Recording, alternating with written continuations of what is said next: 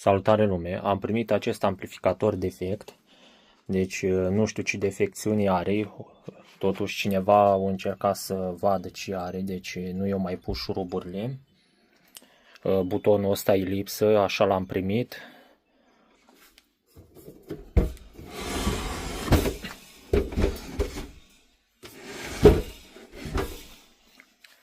Uitați și partea din spate, de aici. Acum să-i dau capacul jos.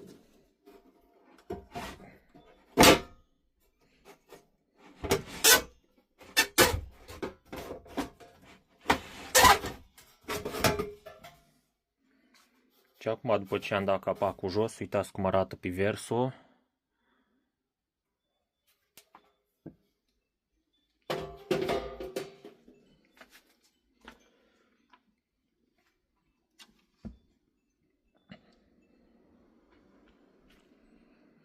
Deci cam așa arată înăuntru. Deci are condensatorii de filtraj. Are transformatorul aici în partea asta.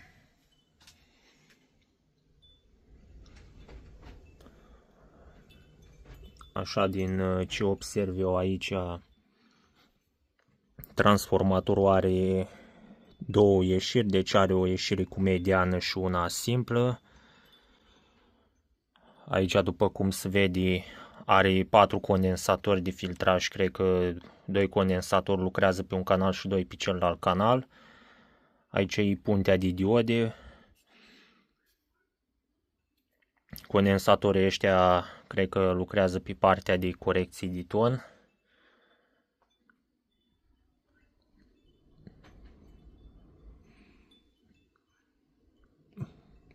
Deci toată este realizată cu BC-uri și BD-uri. Bineînțeles că are și 2N-uri. Acum nu știu dacă are finalul original sau ceva. Deci au fost umblat și cineva a pus rezistențele astea în paralel. Acum nu știu dacă așa e făcut amplificatorul ăsta sau dacă e umblat de cineva. Deci acum am să desfac capacul ăsta de protecție care îi protejează finalii. Aici ar trebui să aibă partea de fono. Văd că nu este prins cu șuruburi, deci este prins prin clipsuri. Astea sunt un fel de clipsuri aici.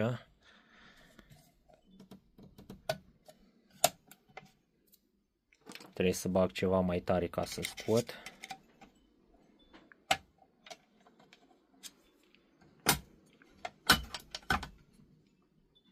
Deci aici se vede doar din spate. Am dat capacele astea jos, uitați și voi cum arată, deci numai pânzii de păianjeni. Așa, deci ele sunt prinse cu două șuruburi, unul într-o parte și unul în celălalt. Deci uitați și finalii audio. Părerea mea este că sunt cei originali. SDT 9207. Deci uitați și voi că ei sunt lipiți direct. Deci uitați și voi că nu are socket. Deci pur și simplu firele sunt lipite direct pe terminali. Aș putea să îi înlocuiesc cu finalii ăștia de la Tesla. 2N3773. Uitați și voi cum arată. Deci pinii mult mai groși. O capsulă din asta are undeva la 150 de W. Ăștia, SDT-urile astea oricum sunt mai slăbuți, dar am să văd cum funcționează și dacă e ceva am să fac o probă și cu finalii ăștia. Și am să pun finalii ăștia, am să pun 2 tranzistori pe un singur canal și am să fac un test așa pe osciloscop. Să văd dacă am ceva spor de performanță. Cel mai probabil o să am un câștig de undeva de vreo 2 V, ca să zic așa, undeva la vreo 10 W, dar acum nu știu exact ca să spun. Deci momentan partea asta o lăs așa, partea cu tranzistor, deci radiatorul este chiar foarte gros. Dacă ar fi să măsor radiatorul, deci grosimea radiatorului este de 10 mm și zona de radiere a acestui radiator este de 5 mm. Deci acum am să măsor să văd dacă nu am scurt circuit pe alimentare. Deci îl setez pe funcția diodă.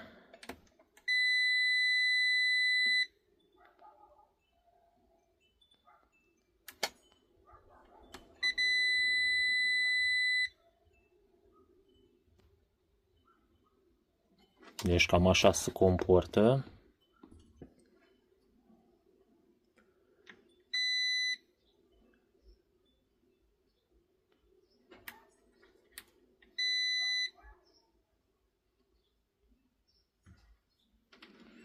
Deci după cum pare nu are scurt circuit. Deci aș putea să o bag în priză să văd ce se întâmplă. Deci oricum eu mă gândesc că o să pornea și o să funcționeze totul normal. Totuși e posibil să aibă probleme cu potențiometrele de volum și de înalte și de bas. Posibil să aibă probleme și cu butoanele. Încă e posibil să aibă probleme și cu condensatorii, mai ales ăștia de pe corecția de ton. Și acum îi dau prima pornire.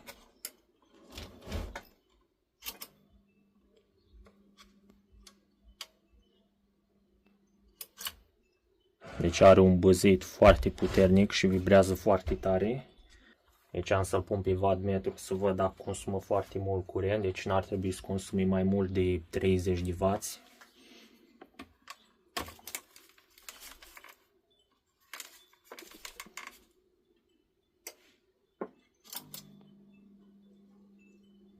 Da, deci normal consum undeva la 12 W.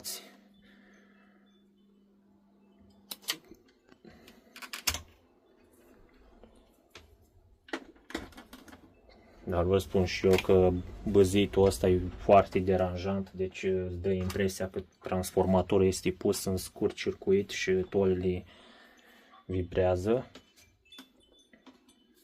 Deci tolele se aud așa în halul ăsta. Oricum dacă am să încerc să înlocuiesc transformatorul, asta numai dacă am un transformator potrivit pentru acest amplificator. Acum am să măsor tensiunea pe condensatori.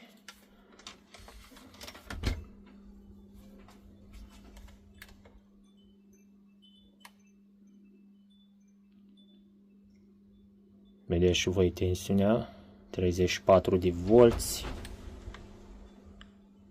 tot la fel și aici,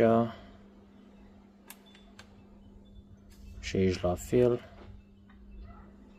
Aici are 48 de volți.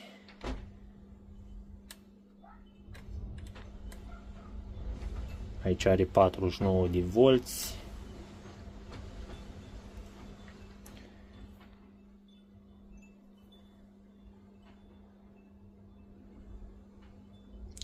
Deci corecția de ton se alimentează cu 32 de volți. Deci uitați și voi când măsor tensiunea de alimentare, uitați și voi indică 32 de volți.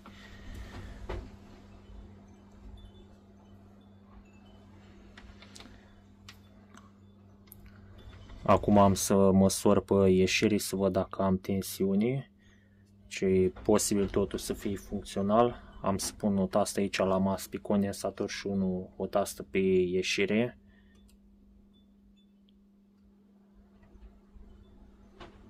Deci pe un canal are 11 mV pe ieșire, deci ăsta ar fi offset-ul. Și pe celălalt canal, dar are mai mult, are 43 de mV. Deci o să trebuiască reglat offset-ul pe acest amplificator. Deci o să trebuiască reglat offset-ul la acest amplificator, totodată o să trebuiască reglat și biasul. Deci acum dacă măsor biasul, deci am să-l măsor așa pe una din rezistenții. Deci pe canalul ăsta are 14, aproape 15 mV. Și pe celălalt canal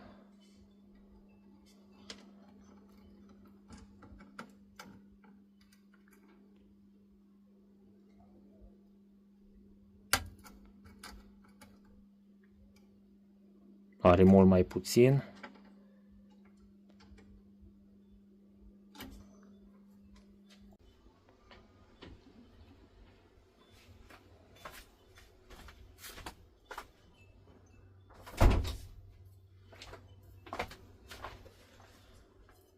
Acum am să folosesc spray de uns și am să degripez butoanele astea de aici. Da, și voi, deci sunt vreo câteva care merg greu. Deci unele din ele nu rămân cuplate.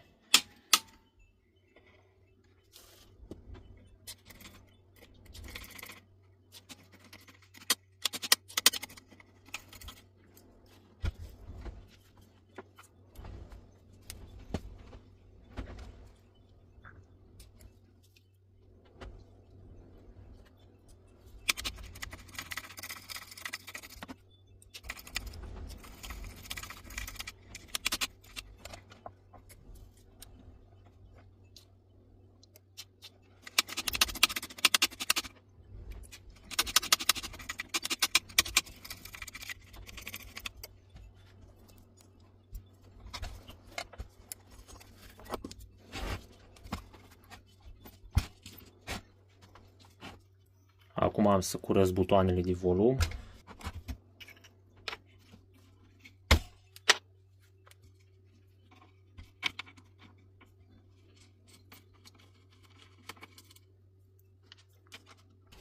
Până la urmă i-am dat jos și partea asta din față, deci bordul l-am dat jos. Chestia e că trebuie să lipesc butoanele astea înapoi, uitați și voi, deci acum dacă e să dau așa, ele cad jos. Dar asta nu e o problemă, pot să le lipesc înapoi și am să folosesc prelandez pentru lipire.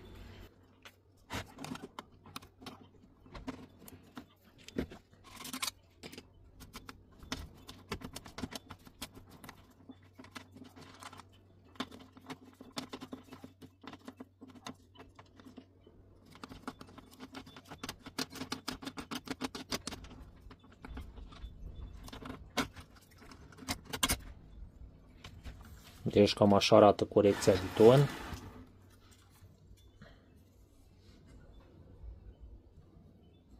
Deci e realizată doar cu tranzistori, nu are niciun circuit integrat. Cam o mare parte e realizat cu BC171 și cu BC413. Toate au terminația B în coadă. Deci potențiometrele astea numai dacă le disfaci le poți ungi înăuntru, altfel nu ai cum, dar eu am să folosesc un burghiu și am să găuresc carcasa ca să pot să-i dau cu spray lubrifiant.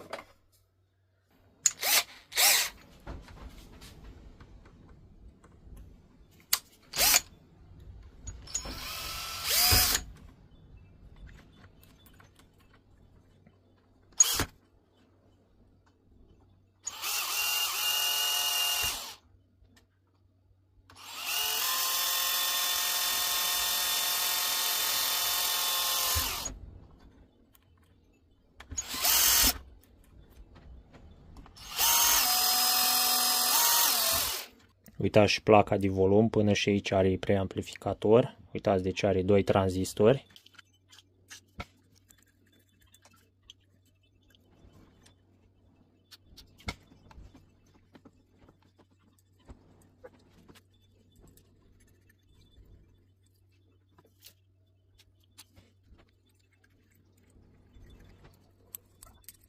Deci abia acum au început să culiseze cum trebuie.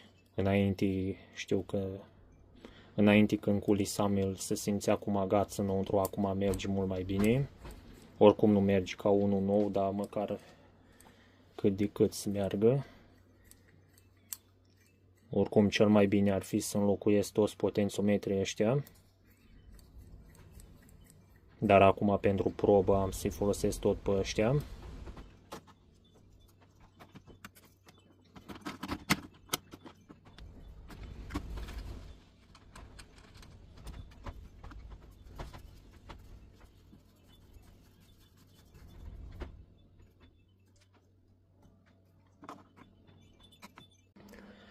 Acum, după ce am cuplat rezistența de putere la amplificator, generatorul de semnal pe intrare și osciloscopul pe rezistență, acum am să-i dau drumul la semnal.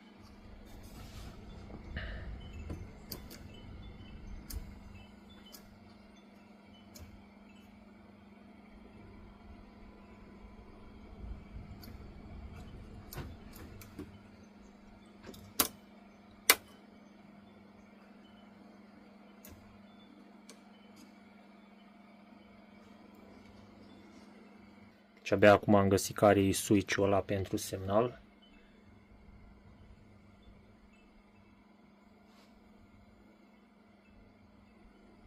Uitați și voi ce artefacte mi-apar pe osciloscop.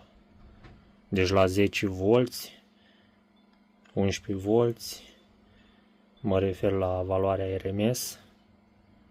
Deci când ajung la 12 V RMS, deci acum 12 V RMS. Dacă îi dau o leacă mai mult de 12, uitați, deci la 13 V RMS se limitează.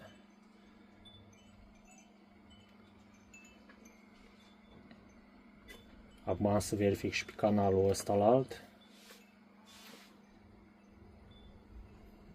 Pe canalul ăsta îl văd că nu mergi mai mult de 11,5 V RMS.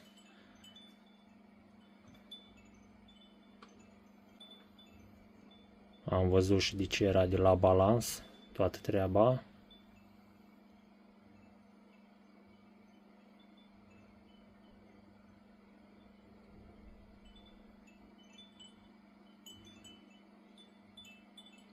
volți, 14 volți. Deci abia acum e reglat pe 0. Mă refer la balans. Deci merge până la 14 volți. Deci la 14 volți dă clipping. El așa, temperatura este una scăzută. Tranzistorul e cald, ca să spun așa. Radiatorul încă e rece.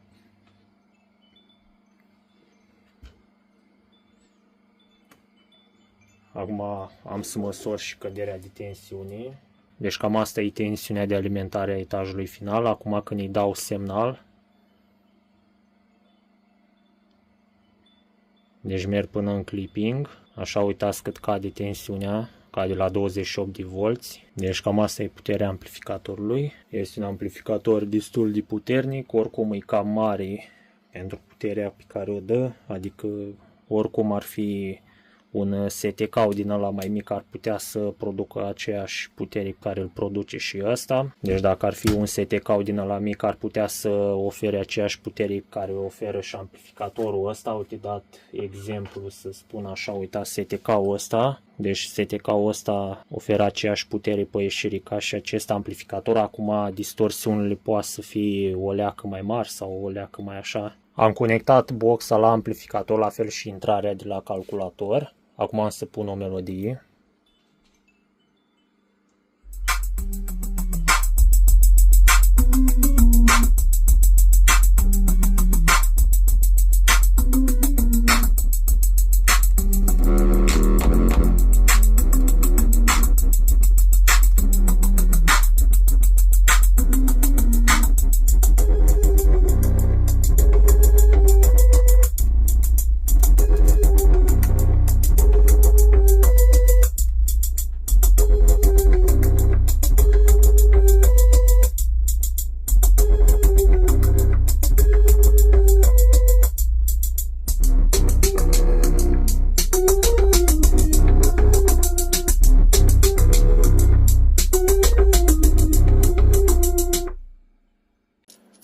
Aș putea să modific amplificatorul cu tranzistorii ăștia, să înlocuiesc pe cei final cu tranzistorii ăștia de aici, dar nu prea are rost din cauza că nici transformatorul nu duce mai mult. Deci chiar dacă aș pune tranzistorii ăia, aș mai reduce temperatura. Și dacă ar fi să pun tranzistorii ăia, ar trebui să înlocuiesc transformatorul, condensatorii de filtraj, ar trebui să-i măresc tensiunea pe alimentare. Am observat ceva la butonul ăsta de bază de aici, că nu mai lucrează cum trebuie și din păcate nu am buton din ăsta de volum. O să trebuiască să dau o comandă de un alt potențiometru de reglaj, ca să spun așa. La fel și ăsta de volum, mai zic că ăsta de volum încă mai funcționează, la fel și cel de balans. Ăsta din alte nu funcționează deloc. Butoanele astea când le apeși, unele se blochează din ele. Deci cam așa arată schema electronică la acest amplificator. Uitați aici, deci are stabilizatorul de tensiune, dar în schimb nu are oglindă de curent. Așa văd că este un amplificator în 2 poli. Așa, are dublu bias. Și finalii sunt aceiași pe care i-am arătat și mai înainte. Până la urmă eu am făcut aici o chestie, o adaptare, vedeți și voi, am folosit ieșirea asta preamplificată și am conectat un kit de amplificare separat ca să fac așa o comparație. Deci kitul pe care l-am construit eu este puțin diferit față de ceea ce este aici. Deci kiturile alea sunt construite cu tranzistoare japoneze, aici sunt tranzistoare românești. Diferența la sunet, ca să spun așa, este că s-aude ceva mai deschis pe partea asta la altă și poate din cauza schemei electronice, pentru că este un amplificator care funcționează cum ar veni în 2 poli, dar asta aș putea și eu să modific la kiturile pe care le-am construit. Deci cam ăsta a fost videoclipul, sper că v-a plăcut și am să revin cu un alt videoclip destul de curând.